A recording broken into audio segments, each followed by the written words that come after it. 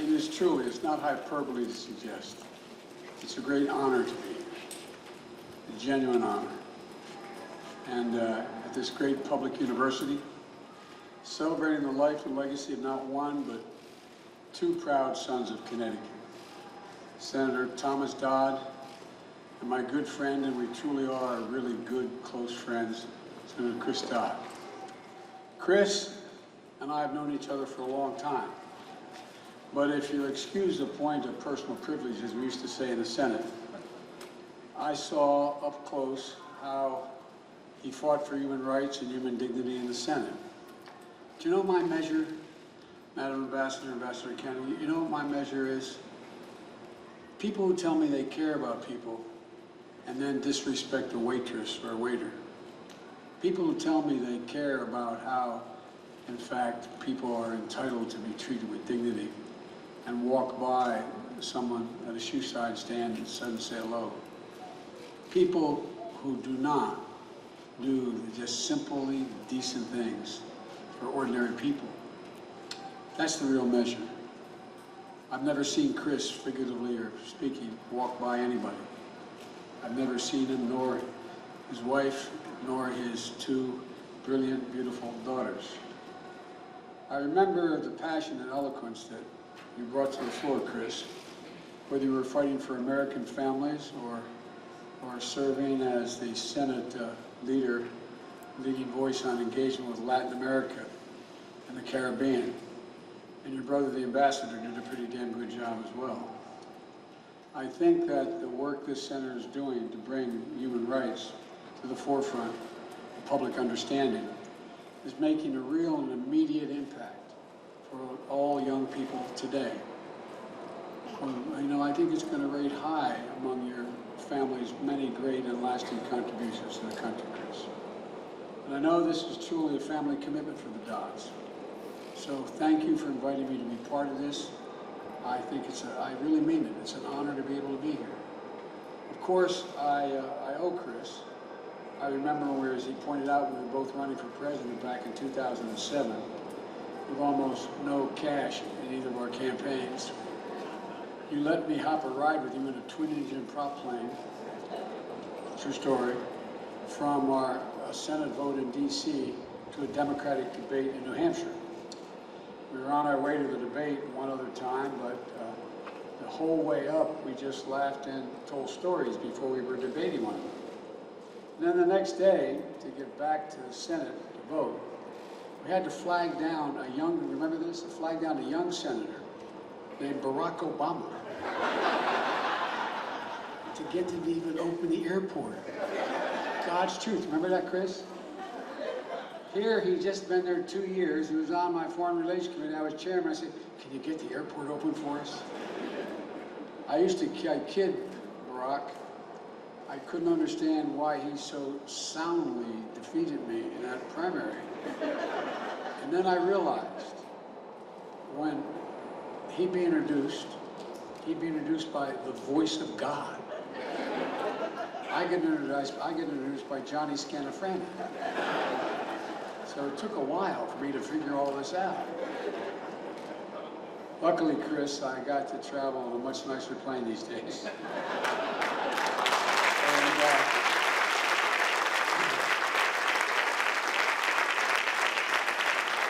Yours to travel in anytime you would like. I want to thank a few more proud Connecticut leaders who've been spending time with me today. Governor Lamont, you're one of the finest governors in the country. I'm not being solicitous.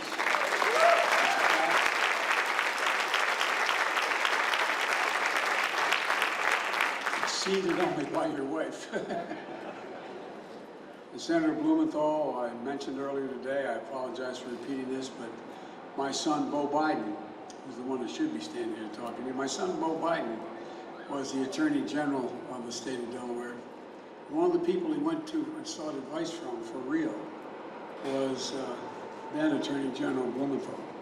They became friends, and my son was a great admirer, and I think the senator knows that. And Senator Murphy, if I have to summon in the foxhole with me, I want Murphy with me, man. No, I'm serious. This guy knows as much about foreign policy as anybody does, and his failure to remain silent has meant a great deal to me because he's spoken up on so much. And Representative Courtney, I thank you, thank for your help and your support. And Rosa DeLauro. Rosa, I don't owe as much as Chris does to Rosa, but I owe a hell of a lot to her. My son was married, and he was in the second year of law school, and he transferred to Yale Law School. And Rosa heard that I was coming up with him, and the apartment he rented was less than ideal. And the whole thing had to be painted. My brother Jimmy fixes everything. My brother Jimmy's with us, and we went down and bought about 28 gallons of paint. I don't know how, but for real, it was hot as hell as well. And I'm up on a 8-foot ladder painting the crown molding and sweating like of the proverbial you know what. And here, the door, I said, come in. And the then, is it Alderman or Councilman at the time? Alderman DeLauro walked in, her mom. And she said, where's Biden? I said, I'm here. She said, no, stop fooling with me, son. Where's Biden? I said, no, I'm Biden, I'm Biden.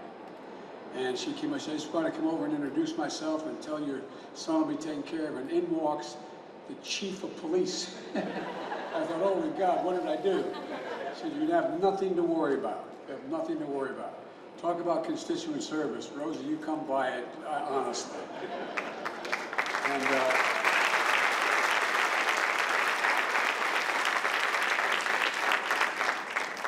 And Rosa, we've all, and I'm not being solicitous again, using that word twice now, we've all learned a great deal from you. I thank you for your long-standing dedication to relating to the well-being of children and families, and for championing and expanding the child tax credit, which is a gigantic middle-class tax cut for working families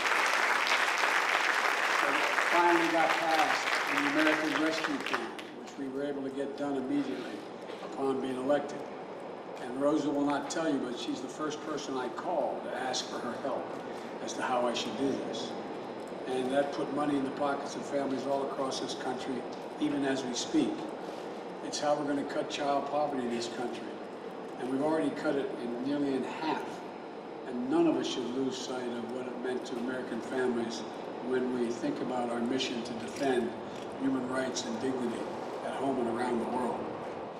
26 years ago today, another United States Senator, United States President, who I just spoke to, Chris, literally an hour and a half ago, Bill Clinton, he sends his best, by the way, visited this university to dedicate the Thomas J. Dodd Research Center, a library and archives of papers that amount to an incredible first-person, first draft of history.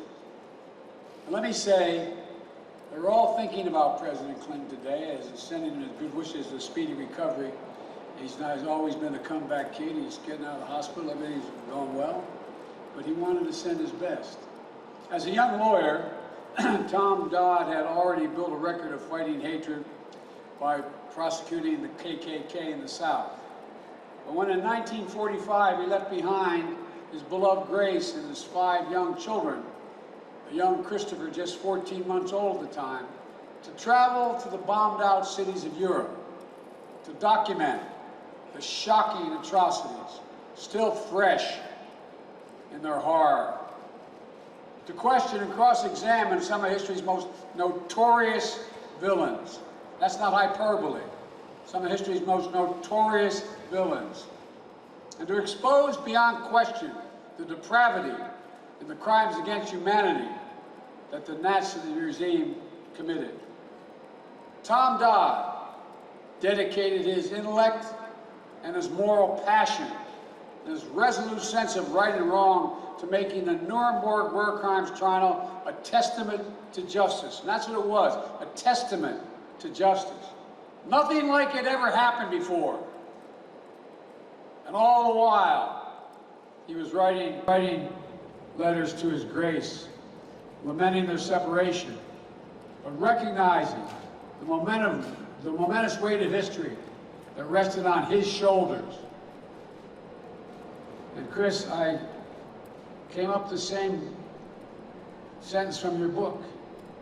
Someday, he wrote, will be recognized as a great landmark in the struggle of mankind for peace. Never before has such a record been written, and men will read it for 1,000 years in amazement and wonder how it ever happened.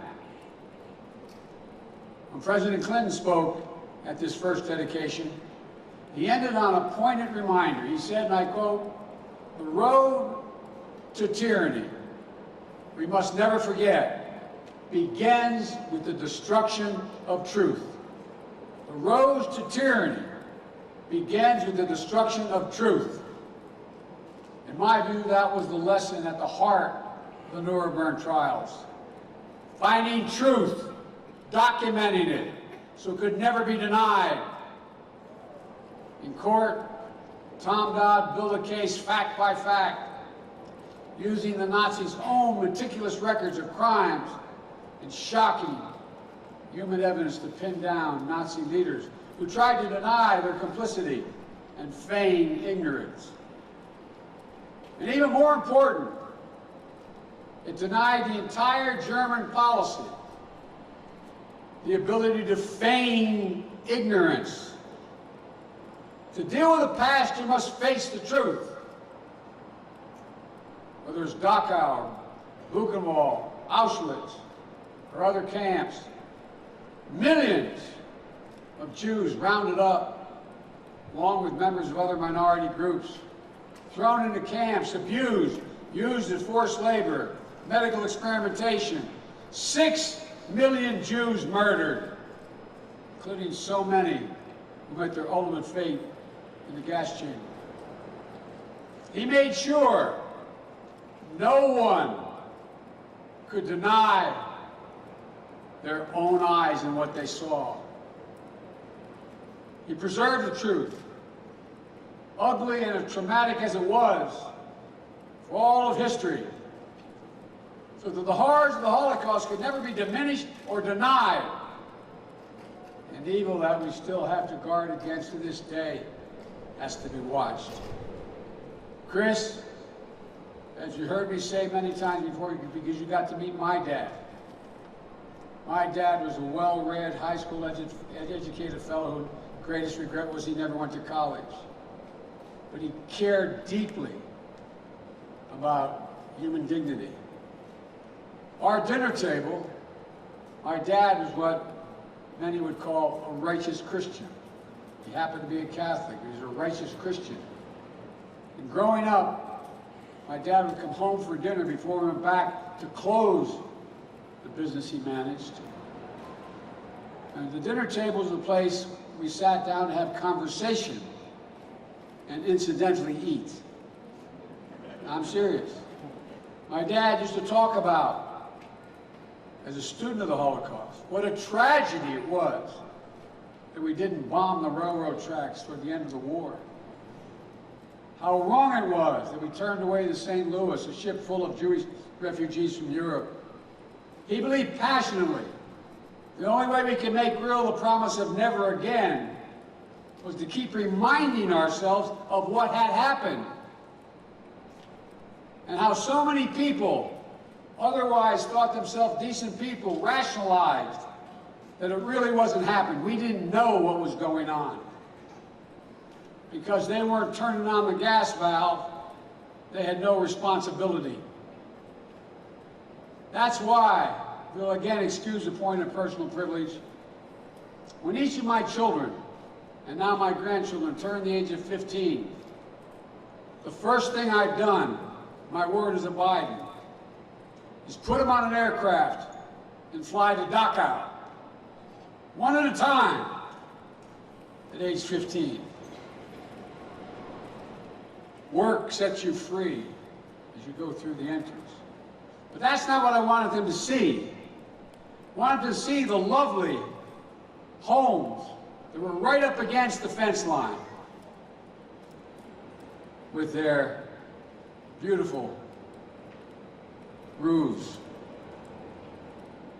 People living in there, rationalized, that it's not me.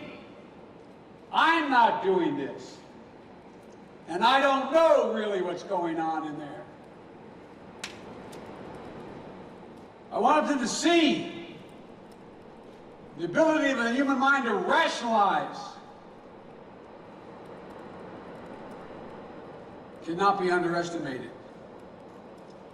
I would say parenthetically, the reason why Germany has been able to turn it around unlike other countries is because they faced it head on, acknowledged. So let me say it again. Nuremberg was unlike anything that ever came before. It was not about vengeance. It was about accountability. For only acknowledging the truth can we prevent the repetition of atrocities, which are happening now in other parts of the world.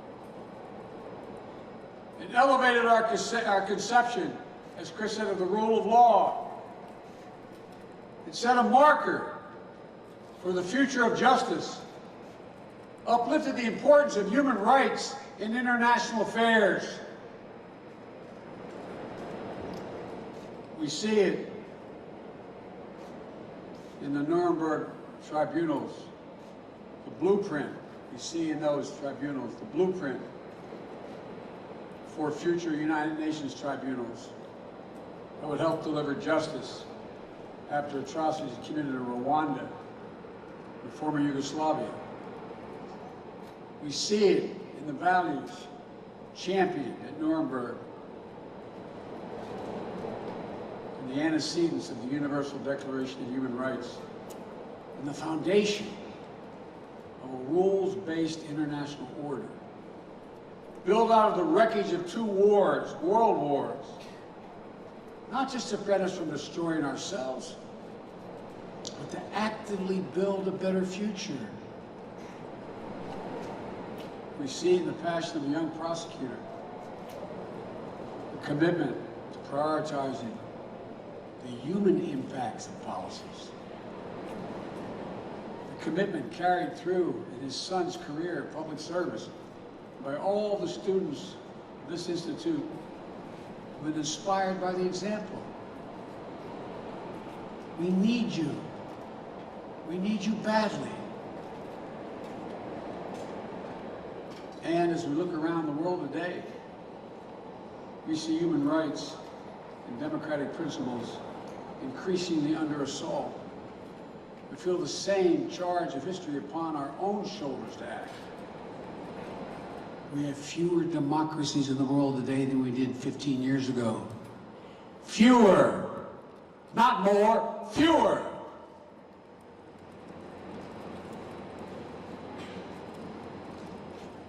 Cannot be sustained. That's why from day one of my administration, I've taken concrete steps to put human rights back at the center of our foreign policy and reassert our moral leadership on the global stage. To lead, as Chris has so often heard me say, with the power of our example, not the example of our power. Chris and I served in the Foreign Relations Committee. We excoriated abuses elsewhere in the world and called for action overseas. But human rights, in some ways, stood apart from the domestic struggle of civil rights and civil liberties and equal justice here at home. Today, we know that our efforts to defend human rights around the world are stronger because we recognize our own historic challenges as part of that same fight. Leading by example means taking action at home to renew and defend our own democracy, to advance equity and promote justice, to defend the sacred right to vote in free, fair, and secure elections. Leading by example means not pretending that our history has been perfect, but demonstrating how strong nations speak honestly about the past and uphold the truth and strive to improve. We make the best case for gender equality, racial justice and equity, religious freedom, the rights of the LGBTQ+ peoples, and other marginalized communities around the world by practicing what we preach.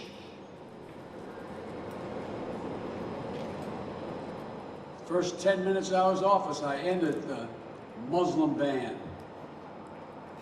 advancing racial equity through the federal government, overturning the ban on transgender individuals serving openly in the United States military, establishing the White House Gender Policy Council, demonstrating that our commitment to human rights begins at home, is among the most powerful and persuasive tools in our foreign policy kit. And as we defend human rights beyond our shores, we're more effective when we work together, allies and partners in our shared values. America as a nation is unique in all history, not because we're inherently better, because the basis upon which we're organized. Virtually every other nation is organized based on ethnicity, religion, geography, color. We're unique in all the world. We're based on one guiding principle. We hold these truths to be self-evident, that all men and women are created equal, endowed by their Creator with certain inalienable rights, including life, liberty, and the pursuit of happiness. We have never lived up to it. We've never, until very recently, walked away from it. ARC has always bent closer and closer to justice and inclusion. The moment we stop, the moment we rest, is the moment that our influence diminishes. So we're re-engaging multilaterally and rallying the world to advance universal human rights and fundamental freedoms, to prove that democracies can still deliver in an age of fast-moving, cross-cutting challenges. We have rejoined the UN Human Rights Council, which we walked away from. The United States of America last night didn't want to be part. I mean, just yesterday, we won an election. It's a new 3-year term that begins in January in that committee. We had to fight to get back on it because the world wondered, do we mean it still? The United States of America, do we mean it? In December, the United States will host a virtual summit, the Summit of Democracies, to bring together world leaders to make concrete commitments to defend democratic values and push back against advancing authoritarianism. Not war, but important words. We can't return to a world where might is right and strong nations abuse weak or oppress individual rights with impunity.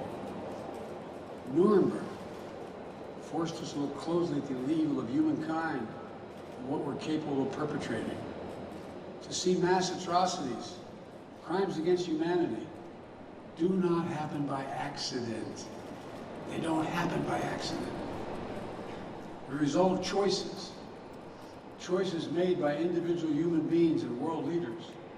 And sadly, when we look around the world today, we cannot say that the specter of atrocity is behind us. We see today the patterns, the choices playing out around the world, even as we speak. The oppression and use of forced labor of the Uyghurs in Xinjiang. Treatment of the Rohingya by the military junta in Burma. The rampant abuses, including the use of starvation and sexual violence to terrorize civilian populations in northern Ethiopia. Whenever we hear that kind of poisonous hatred, where we ever see our fellow human beings being dehumanized. Doesn't mean we go to war, but we must speak out.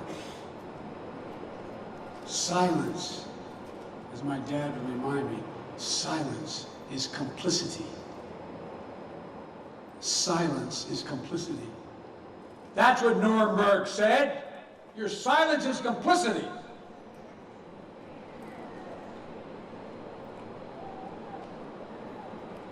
I've raised these issues personally with leaders around the world, our friends and adversaries alike.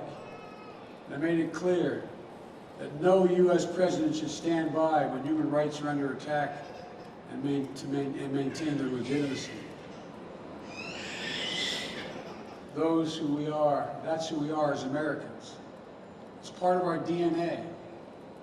We've fought, we've marched, we've sacrificed to ensure the rights are not reserved to just the wealthy or the powerful. They're God-given inheritance of every person on this planet by virtue of our shared humanity. As I said to a Supreme Court justice who I disagreed with in the hearing, we have a different form. You think I have my rights because the Constitution granted to me. I possess my rights because I was born. And I gave up some of my rights in the Constitution.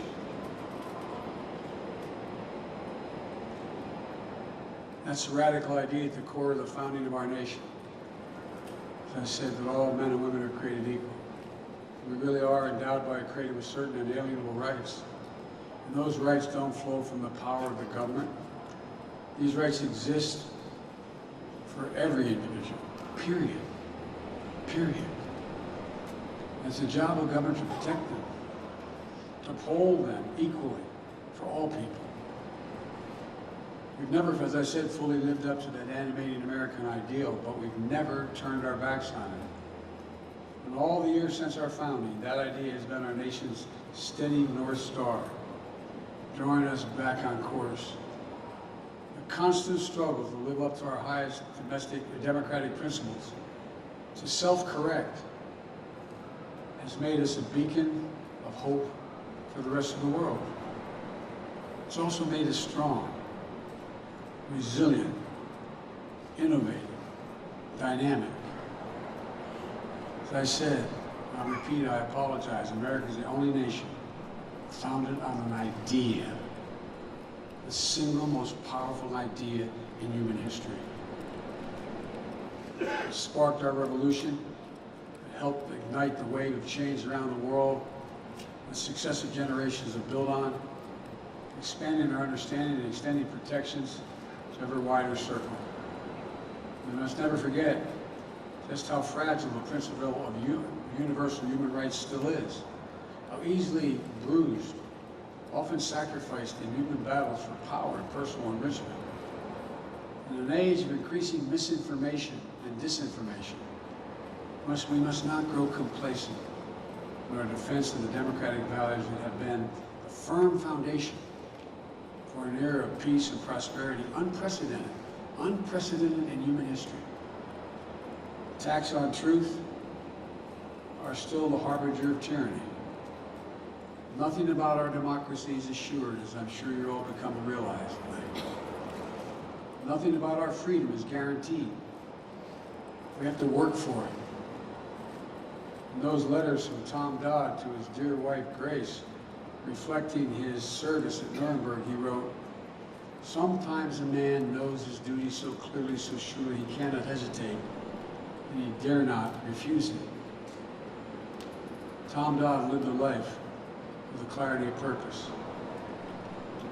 He brought it to his service as a U.S. Senator, leading the floor fights with the Kennedys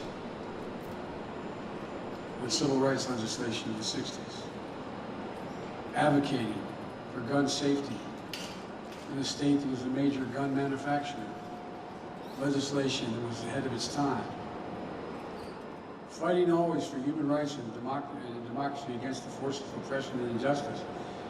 He passed that passion on to his children and to his son, Chris. Chris carried forward his father's mantle in the United States Senate. He used it to fight for all American children and families. passing the first Child Care Act we've seen in this country since World War II, passing the Family and Medical Leave Act. Chris rallied against policies that militarize our relationships with Latin America and argued, instead recognize and invest in the people in our hemisphere.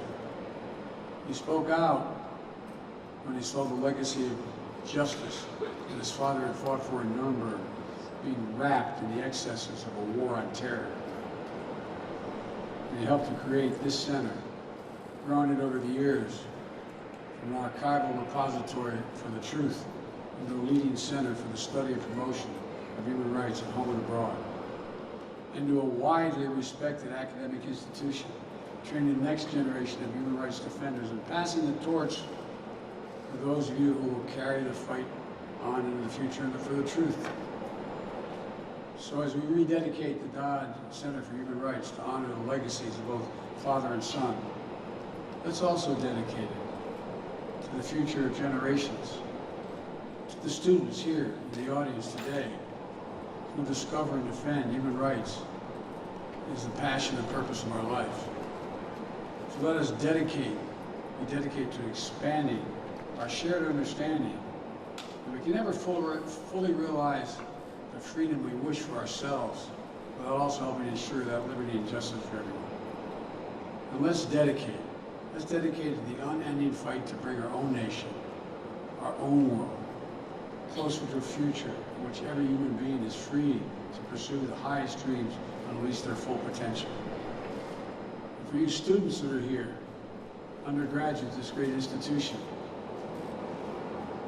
there's no reason why you will not be doing what I'm doing as President of the United States, standing here, speaking to audiences from now.